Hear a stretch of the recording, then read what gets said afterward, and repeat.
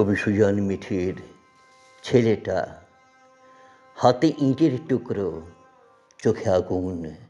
অর্ধনগ্ন ছেলেটা জোরে চিৎকার করে উঠল, কোথায় সে লোক যে বলেছিল রক্ত দিলে স্বাধীনতা এনে দেবে? নাও নাও, নিয়ে যাও, আমার শরীরের সব রক্ত নিয়ে যাও, তা নিয়ে অশোকের বাপকে ছেড়ে দাও। কি হয়েছে অশোকের বাপের? কোমরের দড়ি বেঁধে নিয়ে গেছে পুলিশ ওকে। কারণ কেউ জানে না। অশোকের বাপের জন্য তুই কেন, আরও আছে রাজা, পলাশ, সুনীল।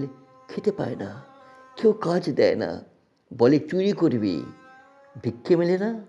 না, বলে সমস্ত ছেলে খেটে খাগিয়ে যা, তুই পাস খেতে। আরও বাকি লক্ষ্মীর গায়ে কুচকুচে রং, তবু কিসের যেন আগুন জ্বলে ওঠে রাতের বেলা। ছুটে গিয়ে দেখি চিবিয়ে চিবিয়ে ওর কান্না খাচ্ছে ভদ্রবাড়ির হায়নাগুলো। কি চাস তুই?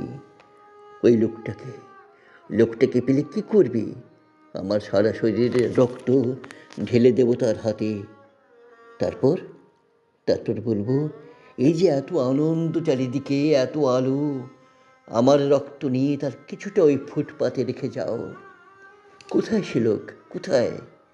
প্রশ্ন ছোট হতে হতে ছেলেটার গলা মিলিয়ে গেল দূরে।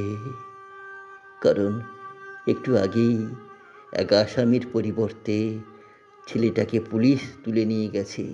বলেছে, জেল খাটবি, চল, খাবার পাবি।